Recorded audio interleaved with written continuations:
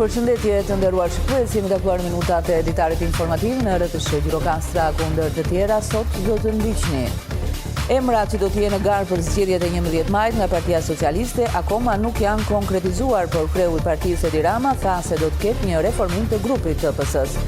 Rama paralajmëroi të gjithë deputetët që kanë të paktën një mandat që do të jenë në lista të hapura. Në Gjirokastër ka nisur ture turistike pranverore. Kështjella mbetet destinacioni i parë për çdo vizitor që zgjedh të vinë në qytetin e Gurt. Vetëm për 2 muajt e parë të 2025-s, këtë objekt monumentale kanë vizituar mbi 6.000 turistë. 400 banor të moshës 35-70 vjeç në Lazarat kanë kryer kontrollin shëndetësor falas se gjatë 2024. Çdo vit ky numër ka ardhur duke u rritur për shkak të ndërgjegjësimit të këtij komuniteti mbi rëndësinë që ka ky proces për të mbajtur në kontroll gjendjen e tyre shëndetësore. Me rezultatin 2-1 ka përfunduar takimi luftëtar i Butrinti i zhvilluar këtë të diel në stadiumin Gjirokastra. Kjo fitore i çon Blluzin në kuotën e 43 pikëve. Sfida e radhës do të mbahet të dielën ndaj Delvinës.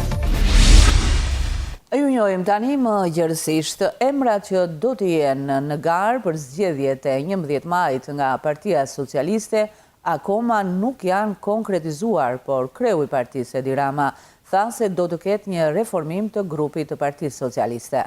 Rama paralajmëroi të gjithë deputetët që kanë të paktën një mandat që do të jenë në lista të hapura.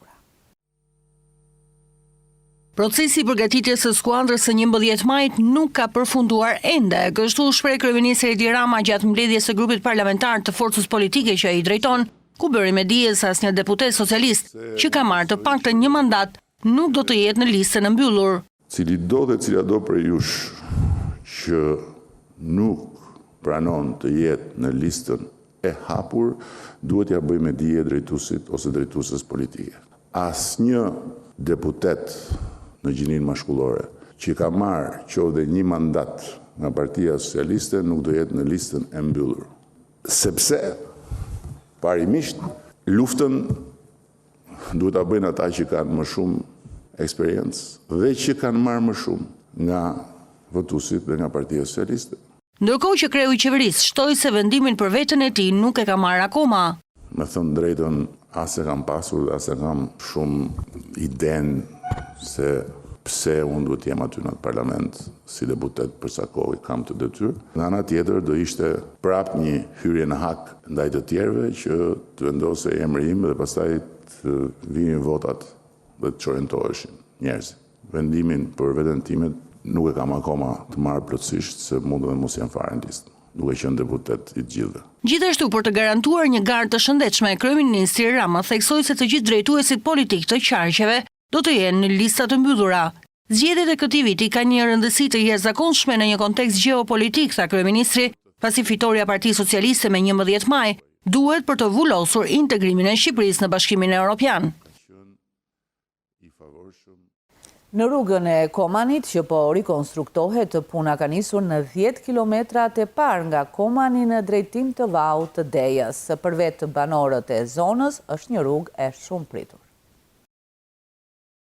Rruga e Komanit rreth 31 kilometër e gjatë ka filluar të rikonstruktohet që nga janari këtij viti. Ky segment rrugor që lidh 2 hidrocentrale do të rrisë sigurinë e qarkullimit, si dhe pritet të japë një hovë të ri turizmit të kësaj zone. Për vetë banorët e zonës, kjo është një rrugë e shumë pritur. Opinionet e tyre u publikua nga kryeministri Edi Rama në rrjetet sociale. Se aty fillon një sezon. Jam kthy për emigrimit, e mundu me hap i biznes, po pengesa më madhe ka qenë rruga. Ma ban që ne më këthy halat të vendi jonë, edhe me pse jo me investu edhe për këtë vend, se mas shumë vitesh du me pa këtë vend me shumë investime. Ka shumë rëndësishme, shumë pritën prej shumë vitesh. Gjithë kanë përfitu prej kësaj rruge, por më shumë sa s'kush besoj se shnetësia, se kena të bëjmë me jetën e njerëzve. Në rrugën e Komanit puna ka nisur në 10 kilometrat e parë, ku gjendja e rrugës ka qenë edhe më amortizuar. Në Gjirokastër kanë nisur turet turistike pranverore. Kështjella mbetet destinacioni i parë për çdo vizitor që zgjedh të vijë në qytetin e Gurt. Vetëm për 2 muajt e parë të 2025-s, këtë objekt monumental e kanë vizituar mbi 6.000 turistë. Në Gjirokastër ka nisur turet turistike pranverore dhe grupet e vizitorëve të huaj zgjedhin Kalan si destinacionin e tyre kryesor, fal historisë që ka dhe arkitekturës. Actually, I'm from India. Ne jemi nga India, por jetojmë në Amerikë. Është hera e parë që vizitojmë Gjirokastrën. Na pëlqen shumë. Kemi zgjedhur të parën Kalan për ta vizituar për shkak të arkitekturës së saj të bukur. Është shumë objekt i veçantë dhe shumë madhështore. Jemi munduar të njihemi edhe me historinë e Kalas. Kemi lexuar shumë rreth saj. It's great, yeah. Objekti më i veçantë që kemi vizituar është Kalaja. Ka një pamje shumë të bukur edhe vetë objekti, por edhe pamja që mund të shohësh prej saj. Kemi ngelur të mahnitur. Ata njihen fillimisht me këto objekt nëpërmjet promovimit që i bëhet në rrjetet sociale dhe më pas zgjedhin ta vizitojnë nga afër. Ne jemi nga Italia. Guida jon na tregoi për Kalan e Gjirokastrës dhe më pas kërkuam për të parë atë në rrjetet sociale. Gjirokastra dhe Kalaja promovohen shumë edhe në mediat në vendin tonë, si një ndër destinacionet më të bukura dhe interesante në Shqipëri. Që nga fillimi i vitit dhe deri më tani, Kalaja e Gjirokastrës është vizituar nga më shumë se 6.000 vizitorë. Kreu i industrisë turizmit për Sarandën, Arben Qipa, për ëtësh Gjirokastra, ka folur për prezantimin befasues që bëri Shqipëria në panairin e Berlinit. Këto ditë pas këtij eventi nga operatorët e Sarandës janë kthyer në ditë pune intensive duke nisur me rifreskimin e kontakteve elektronike me partnerët. Panairi botror i turizmit në Berlin ishte eventi më impresionues i këtyre 5 viteve të fundit ku ka patur rastin të jetë. Me këtë vlerësim shprehet për ëtësh Gjirokastra, Arben Qipa, kreu i industrisë së turizmit për Sarandën. Ai flet për praninë në panairin e Berlinit të përfaqësuesve më të lartë të turizmit botror dhe për prezantimin befasues që bëri Shqipëria e vendosur në fokus të panairit. Një prezantim i Shqipërisë ishte më së dinjitos, jo vetëm për vlerat që ne normalisht kemi, por edhe për sindaksën e tyre dhe padyshim edhe duke parë me syrin artistik, ishte në nivelet më të larta dhe unë personalisht do thoshja se të paktën 5 vitet e fundit ku kam qenë pjesëmarrës në çeljen ose në hapjen e çdo eventi, ky ka qenë prezantimi më dinjitos. E padyshim e kompletuar edhe referuar politikës që ne ndjekim dhe tipologjisë që ne jemi fokusuar.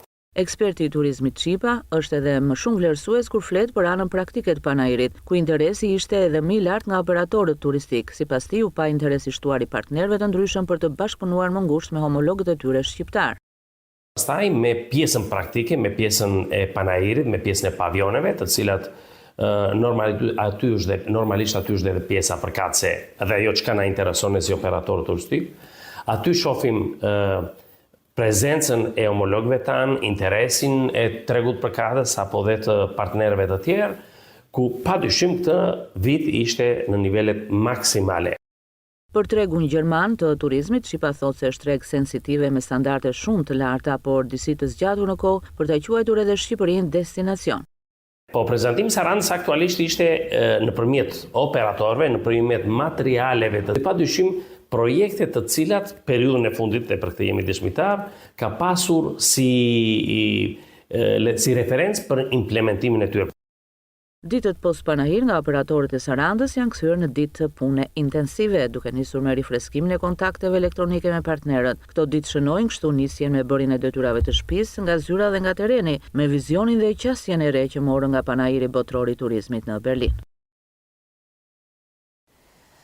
400 banorë të moshës 35-70 vjeç në Lazarat kanë kryer kontrollin shëndetësor falas gjatë vitit 2024. Çdo vit ky numër ka ardhur duke u rritur për shkak të ndërgjegjësimit të këtij komuniteti, mbi rëndësinë që ka ky proces për të mbajtur në kontroll gjendjen shëndetësore.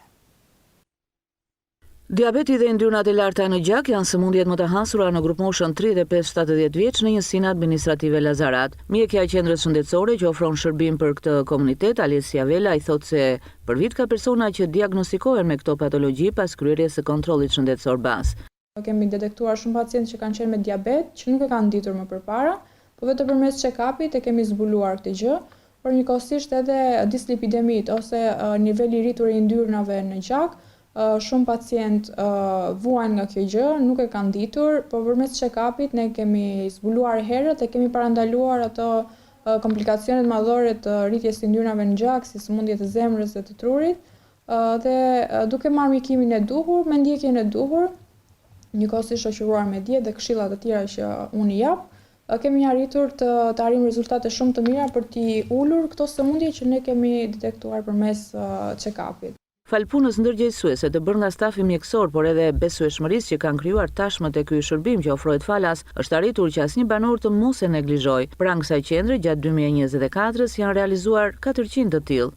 I dërgjegjësojmë pacientët që të vinë për të kryer një pasqyrë, për të marrë një pasqyrë përgjithshme se si është gjendja e tyre shëndetësore, ndërkohë që ata kanë një besueshmëri shumë të lartë tek ne, tek unë si mjekët e stafi mjekësor, por njëkohësisht edhe tek check-upi në vetvete, sepse përmes tij kemi arritur të detektojmë shumë sëmundje. Përmes check-upit ne mund të bëjmë një analizë gjaku të thjesht, analiza biokimike, ose të testojmë gjithashtu urinën si dhe praninë e gjakut për shembull në feqe.